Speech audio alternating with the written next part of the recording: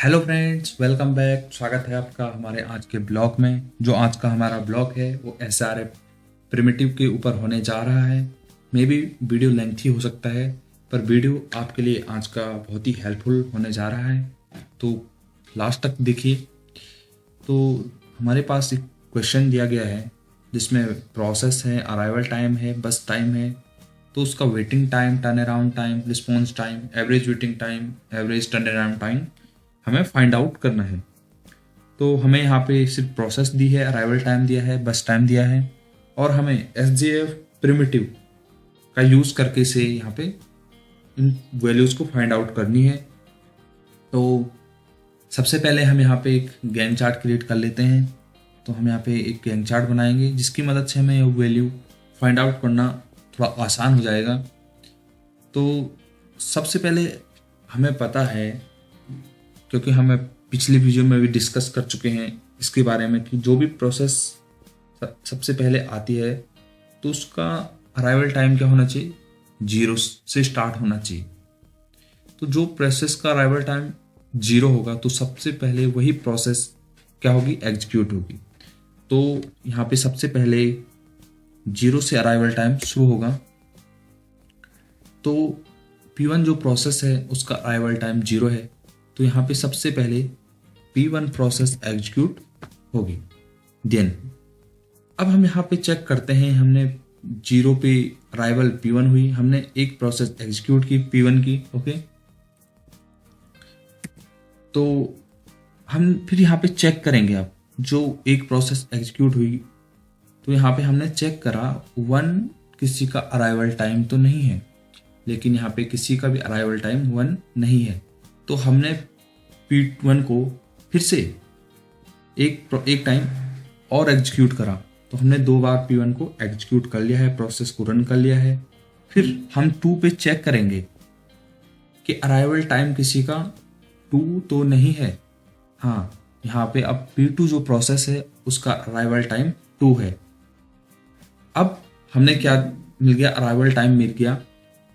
अब हम क्या चेक करेंगे कि यहाँ पे इनका बस टाइम। तो हमारे पास अभी कितनी प्रोसेस एग्जीक्यूट हो रखी है, P1 प्रोसेस और P2 प्रोसेस क्या है हमारे पास, रनिंग है, अभी चल रही है, रन हो रखी है। ओके, तो यहाँ पे हमने क्या करा, हम इन 2 प्रोसेस में से चेक करेंगे किस प्रोसेस का बस टाइम सबसे कम है। पहले हम क्या देखेंगे, अराइवल टाइम, देन बस टाइम। ओके, तो अब यहाँ पे हम देखते हैं जो P1 प्रोसेस है उसका बस टाइम क्या है।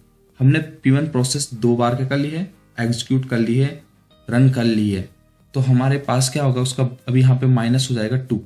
तो यहाँ पे हो गया 9 - 2 7। ओके, यहाँ पे बस टाइम हो जाएगा P1 प्रोसेस का 7 और P2 प्रोसेस का क्या है 20। तो सबसे कम है P1 प्रोसेस का 7। तो यहाँ पे P1 प्रोसेस फिर से एक टाइम और एग्जीक्यूट होगी। ओके, 3। फिर अब यहाँ पे हमारा बस टाइम क्या हो गया, माइनस हो जाएगा 1। फिर 7 - 1 6 हो जाएगा। हमने 3 बार क्या कर लिया, प्रोसेस एग्जीक्यूट कर लिया P1। ओके, तो फिर अब हमारे पास हम क्या चेक करेंगे, जो 3 आया है यहाँ पे, 3 किसी का अराइवल टाइम तो नहीं है। तो यहाँ पे हम चेक करेंगे तो किसी भी प्रोसेस का अराइवल टाइम 3 नहीं है। तो हम फिर से क्या करेंगे, P1 प्रोसेस को एक टाइम और एग्जीक्यूट कर लेंगे। तो हमने P1 प्रोसेस को क्या कर लिया, यहाँ पे 4 टाइम एग्जीक्यूट कर लिया है। अब हम फिर से यहाँ पे चेक करेंगे इस 4 पे कि यहाँ किसी भी प्रोसेस का अराइवल टाइम 4 तो नहीं है। तो हाँ, हम आए P3 प्रोसेस पे, इसका अराइवल टाइम क्या है, 4 है। ओके, अब हमने अराइवल टाइम तो देख लिया कि P3 प्रोसेस का अराइवल टाइम 4 है। ओके, अब हम क्या चेक करेंगे, बस टाइम। हमारे पास कितनी प्रोसेस अभी रनिंग में हो चुकी है, P1 P2 P3 process running में है। अब हम इन तीनों प्रोसेस में देखेंगे कि इनमें से सबका किसका बस टाइम सबसे कम है। तो हम P1 प्रोसेस पे आते हैं, लेकिन P1 प्रोसेस हमारे 4 टाइम चल चुकी है पहले। तो P1 क्या अभी हमारे पास बस टाइम उसका 5 है। ओके, P2 का बस टाइम 20 और P3 का 2। तो यहाँ पे अब कौन सी प्रोसेस एग्जीक्यूट होगी, P3। तो 4 पे आने पे हमारे पास अब कौन सी एग्जीक्यूट होगी, अब यहाँ पे हमारे पास हो जाएगी एग्जीक्यूट अभी P3 process. Okay, P3 process execute होगी। तो अब एक टाइम हम क्या करेंगे, P3 प्रोसेस को एग्जीक्यूट करेंगे। तो ये 5 हो गया। ओके ओके, फिर हम 5 पे चेक करेंगे, यहाँ किसी प्रोसेस का अराइवल टाइम 5 तो नहीं है, तो किसी भी प्रोसेस का अराइवल टाइम 5 नहीं है। और सब तो हमारे पास तीन ही प्रोसेस फिर रनिंग में होगी, P1 P2 P3। तो इनमें से हम सबसे कम वाला जिसका बस टाइम है उसे चेक करेंगे। तो P1 प्रोसेस का बस टाइम क्या है, 5 है, क्योंकि हम 4 प्रोसेस पहले एग्जीक्यूट कर चुके हैं 4 टाइम। और P2 प्रोसेस का 20 है, P3 प्रोसेस का 1 हम एग्जीक्यूट कर चुके हैं, और फिर एक ही प्रोसेस बची है। तो हम इसको भी यहाँ पे क्या कर लेते हैं, एग्जीक्यूट कर लेते हैं। तो ये हमने क्या कर लिया है, P3 प्रोसेस एग्जीक्यूट कर ली है। तो P3 जो प्रोसेस है तो वो कंप्लीटली एग्जीक्यूट हो चुकी है, क्योंकि उसका बस टाइम 2 है। ओके, तो हमारी जो P3 प्रोसेस है वो कंप्लीटली एग्जीक्यूट हो चुकी है। अब हम यहाँ पे मार्क कर देते हैं कि P3 प्रोसेस क्या हो चुकी है। तो मैं स्टार से मार्क कर देता हूँ कि P3 प्रोसेस कंप्लीटली एग्जीक्यूट हो चुकी है। अब हम यहाँ पे चेक करेंगे 6 किसी का अराइवल टाइम है क्या, नहीं है। तो हम इन्हीं प्रोसेस में से, अब हमारे पास कितनी प्रोसेस रनिंग में थी, P1 P2 P3, लेकिन P3 क्या हो चुकी है, कंप्लीटली एग्जीक्यूट हो चुकी है। हमारे पास बची P1 और P2। अब हम इन दोनों में से चेक करेंगे किसका बस टाइम कम है। तो यहाँ पे P1 प्रोसेस का बस टाइम कम होगा, क्योंकि हम 4 टाइम पहले P1 प्रोसेस को एग्जीक्यूट कर चुके हैं। P2 प्रोसेस का बस टाइम 20 है। तो हम क्या करेंगे, अब P1 प्रोसेस को क्या करेंगे, फिर से यहाँ पे एग्जीक्यूट करेंगे P1 प्रोसेस। ओके, तो हमने फिर एक टाइम और चलाई प्रोसेस। ओके 7।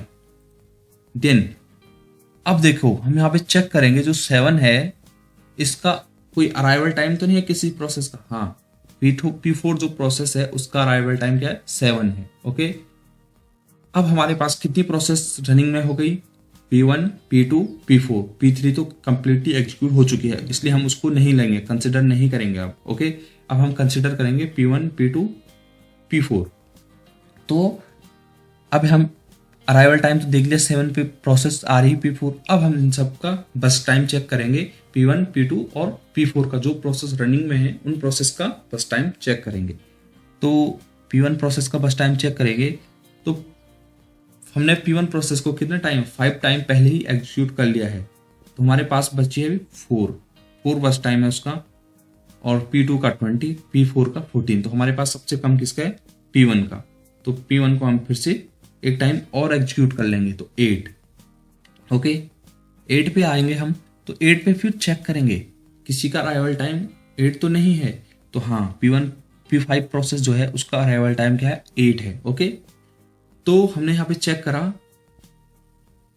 कि अब हमारे पास सारी कितनी प्रोसेस रनिंग में हो गई, P1 P2 P4 P5, 4 process running में है अभी हमारे पास। तो हम क्या करेंगे, अब इन सब का बस टाइम चेक करेंगे किसका बस टाइम सबसे कम है। तो मेरे P1 प्रोसेस का बस टाइम कितना होगा, मैंने जो P1 प्रोसेस वो करी थी उसको मैंने कितने टाइम एग्जीक्यूट कर लिया था, 4 टाइम यहाँ पे, 2 टाइम यहाँ पे, 6 टाइम।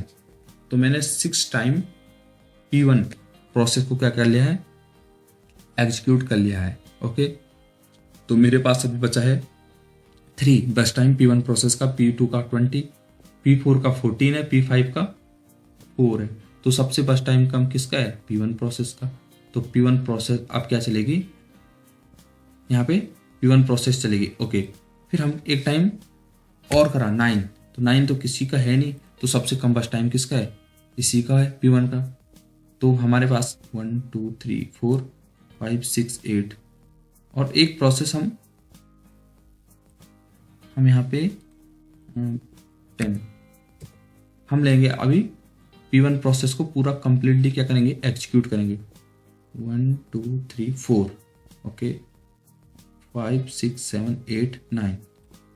तो हम कंप्लीटली अब जो P1 प्रोसेस है उसको कंप्लीटली एग्जीक्यूट कर देंगे। तो हमारे पास हो गया P1 कंप्लीटली एग्जीक्यूट। ओके, अब हमारे पास हमने क्या करा, यहाँ पे इसको भी हमने क्या कर लिया, P1 को भी स्टार कर लिया कि ये भी कंप्लीटली एग्जीक्यूट हो चुका है। अब हमारे पास रनिंग में बची है 3 प्रोसेस, P2 P4 और P5। ओके, अब यहाँ पे चेक करा जाएगा सबसे कम बस टाइम किसका है। तो सबसे कम बस टाइम है P5 का। इसी तरह जैसे मैंने यहाँ पे पहले ये सारी प्रोसेस की इसी तरीके से यहाँ पे चेक करा जाएगा कि सबसे कम बस टाइम किसका है। तो यहाँ पे अराइवल टाइम साइड आ चुके हैं इन प्रोसेस का। अब यहाँ पे इन प्रोसेस का बस टाइम चेक करेंगे तो सबसे कम है P5 का। ओके, तो P5 को हम क्या करेंगे, कंप्लीटली एग्जीक्यूट करेंगे पहले। ओके, तो ये हो जाएगा 11 प्लस ये इसका बस टाइम P5 का। ओके, तो हो जाएगा 15। तो आप यहाँ पे भी लिख सकते हैं 12, 13, 14 ऐसे कर आप इसको लिख सकते हैं। ओके, और 15। ओके ओके, तो अब हमारे पास P5 कंप्लीटली एग्जीक्यूट हो चुकी है। तो P5 को मैं इस पे स्टार लगा लेता हूँ कि ये कंप्लीट हो गई है। ओके, देन अब हमारे पास बची है P2 और P4 प्रोसेस। इन सब का अराइवल टाइम यहाँ आ चुका है। अब देखते हैं हम इन सब का बस टाइम सबसे कम किसका है। तो P4 प्रोसेस का बस टाइम सबसे कम है अभी इन दोनों प्रोसेस में। बाकी प्रोसेस तो कंप्लीटली एग्जीक्यूट हो चुकी हैं। तो यहाँ पे अब एग्जीक्यूट होगी P4 process. Okay, P4 process execute होगी कंप्लीटली क्योंकि बस टाइम उसका कम है। ओके, तो यहाँ पे हो जाएगा 15 प्लस P4 का बस टाइम तो हो जाएगा 29 आई थिंक। ओके, देन अब हमारे पास बची है एक ही प्रोसेस। हमारे पास P4 भी कंप्लीटली एग्जीक्यूट हो चुकी है। अब बची हमारे पास P2। तो अब P2 क्या होगी, कंप्लीटली P2 अब एग्जीक्यूट होगी। ओके, क्योंकि P2 का बस टाइम सबसे ज़्यादा है तो ये सबसे लेट में एग्जीक्यूट हो रही है। ओके, अब P2 का जो बस टाइम है वो प्लस हो जाएगा 29 तो हो जाएगा 49। ओके, तो ये बन चुका है हमारा कंप्लीट गैंट चार्ट। हमारी सारी प्रोसेस जो है कंप्लीटली एग्जीक्यूट कैसे हुई हमने गैंट चार्ट की मदद से आपको दिखाया है। ओके, तो मैं ये तो समझाने के लिए मैंने आपको बनाया है। तो यहाँ पे ये ऐसा नहीं होगा, आप गैंट चार्ट ऐसा बनाएंगे जैसे मैं बना रहा हूँ। ओके,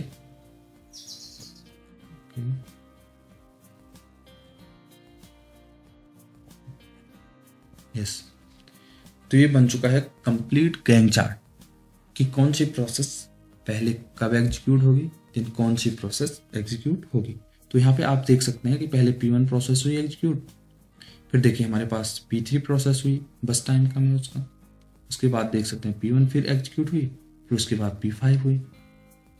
इस तरीके से हमने क्या करा है, यहाँ पे इनको कंप्लीटली क्या करा है, एग्जीक्यूट करा है।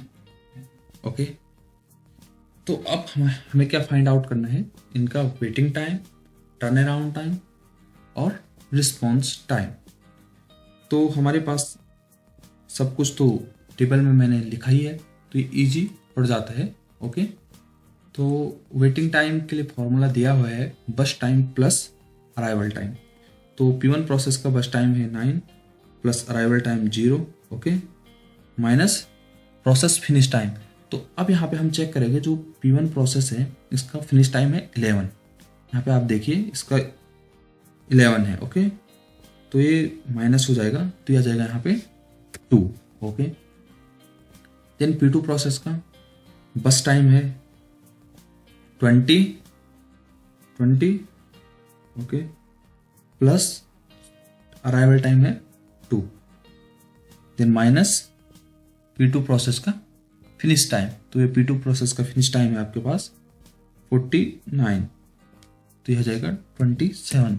ओके, देन यहाँ पे P3 प्रोसेस का बस टाइम है 2 एंड अराइवल टाइम है 4, 6 एंड देन P3 प्रोसेस का प्रोसेस फिनिश टाइम है P3 प्रोसेस का 6।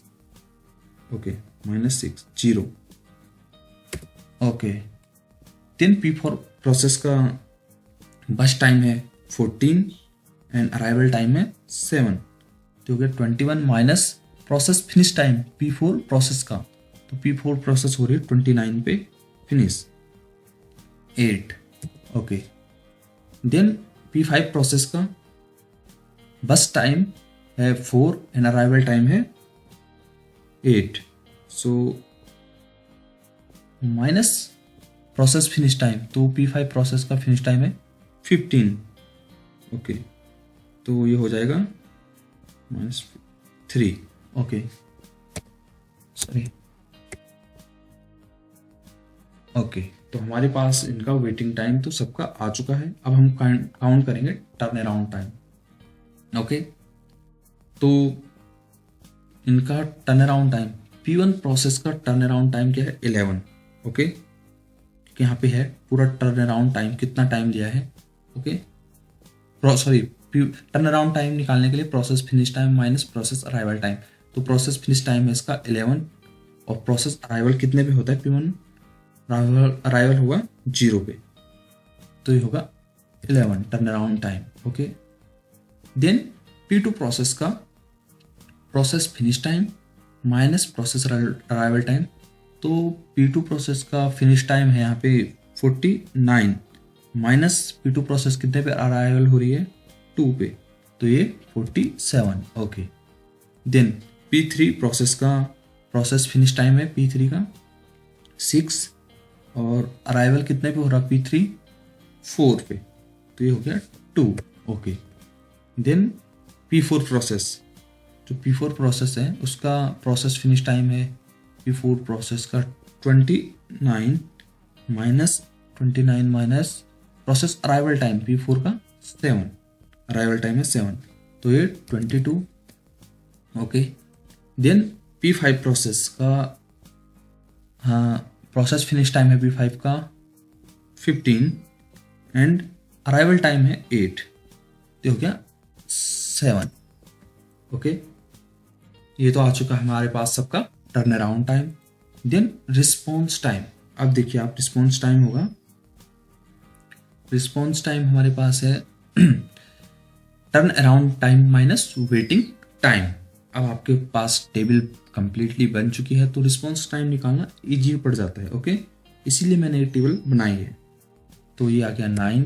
ओके, ये आपका आ जाएगा 47 माइनस 27 20। ओके, ये आपका जाएगा 2 लिख लेते हैं यहाँ पे, आप माइनस ना लिखें वहाँ पे। ओके, तो ये turn around time 20 minus 8 14 and 7 minus 3, ये हो जाएगा आपका 7 माइनस 3 4। ओके, सॉरी, तो ये हमारे पास कंप्लीटली इन की वैल्यूज फाइंड आउट कर ली है हमने, किसकी मदद से, ये गैंग चार्ट की मदद से।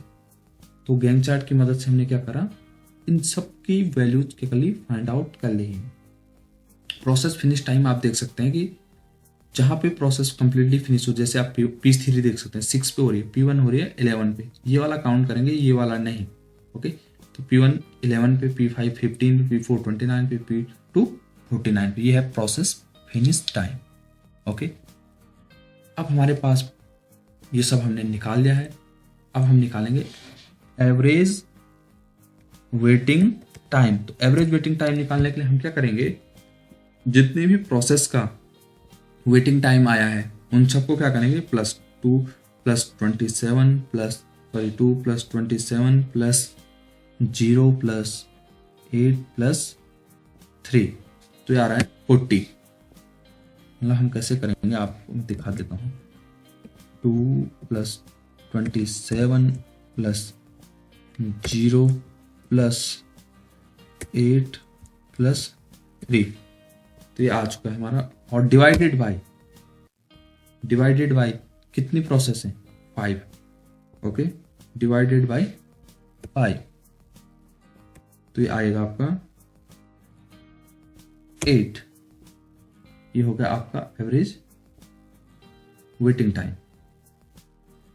एवरेज टर्न अराउंड टाइम कैसे निकालेंगे, एवरेज टर्न अराउंड टाइम, तो जो भी टर्न अराउंड टाइम है सबको क्या करेंगे हम ऐड करेंगे, 11 + 47 + 2 + 22 + 7। ओके, तो हो जाएगा okay 11 plus 47 plus 2 plus 22 plus 7 and divided by 5 plus 2, तो ये हो जाएगा 59 डिवाइडेड बाय 5, 17.8 समथिंग। तो हमने ये इन सब प्रोसेस का waiting time, turn around time, response time, average waiting time और एवरेज टर्न अराउंड टाइम क्या कर लिया है, फाइंड आउट कर लिया है। तो इस तरीके से हम क्या कर लेते हैं, इनकी वैल्यूज को फाइंड आउट करते हैं। आई होप फ्रेंड आपको इस समझ में आया होगा कि किस तरीके से हम यहाँ पे इन वैल्यूज को फाइंड आउट करते हैं, किस तरीके से गैंग चार्ट क्रिएट करते हैं। तो आप भी प्रैक्टिस कीजिएगा। ओके फ्रेंड, लाइक कीजिए, शेयर कीजिए, सब्सक्राइब कीजिए। तब तक के लिए बाय बाय, मिलते हैं नेक्स्ट वीडियो में। Okay, thank you.